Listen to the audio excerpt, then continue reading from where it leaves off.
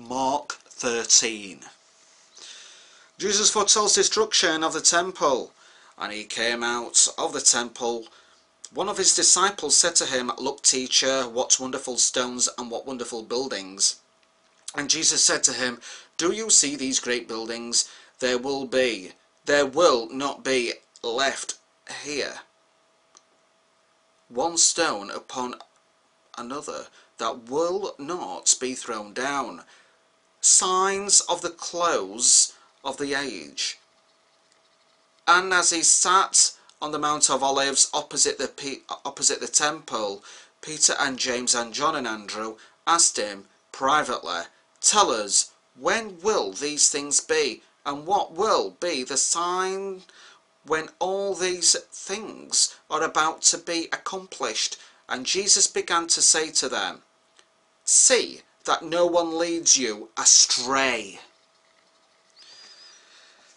And when you hear of wars and rumours of wars, do not be alarmed. This must take place, but the end is not yet. For nation will rise against nation, and kingdom against kingdom. There will be earthquakes in various places. There will be famines. These are but the beginning of the birth pains. But be on your guard, for they will deliver you over to councils, and you will be beaten in synagogues, and you will stand before governors and kings for my sake. So bear witness before them, and the gospel must first be proclaimed to all the nations. And when they bring you to trial and deliver you over, do not be anxious beforehand what you are to say, but say whatever is given to you in that hour. For it is not you who speak, but the Holy Spirit. And brother will deliver brother over to death, and the father his child.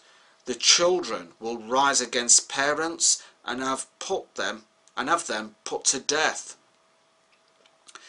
And you will be hated by all for my name's sake, but the one who endures to the end will be saved. The abomination of desolation. But when you see the abomination of desolation standing where he ought not to be, let the reader understand.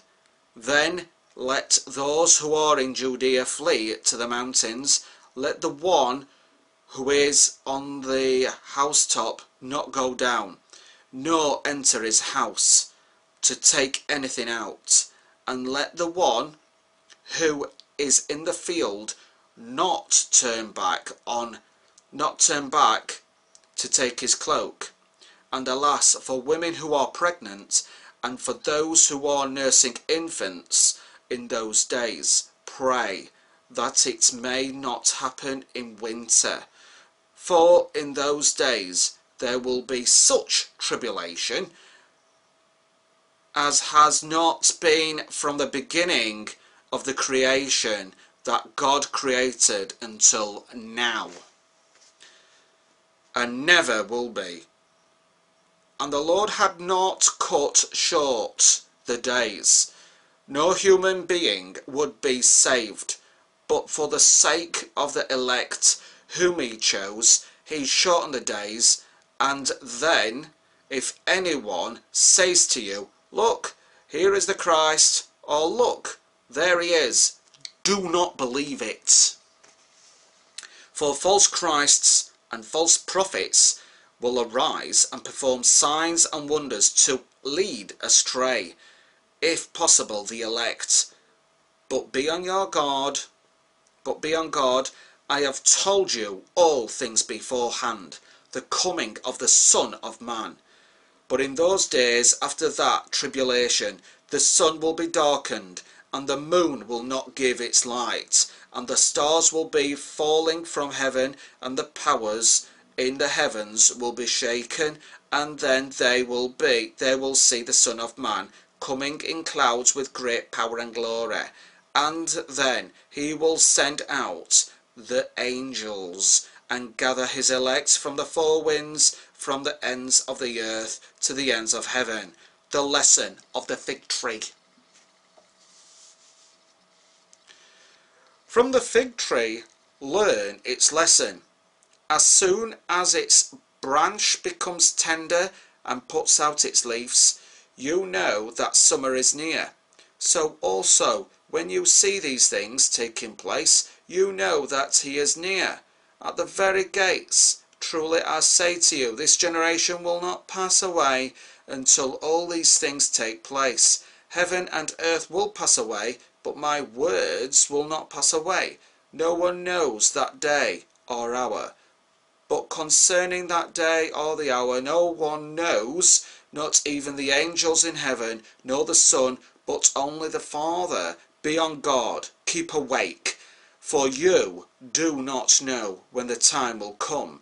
It is like a man going on a journey, when he leaves home and puts his servants in charge, each with his work, and commands the doorkeeper to stay awake. Therefore stay awake, for you do not know when the master of the house will come, in the evening or at midnight, or when the rooster crows, or in the morning, lest he come suddenly and find you asleep. And what I say to you, I say to all, stay awake.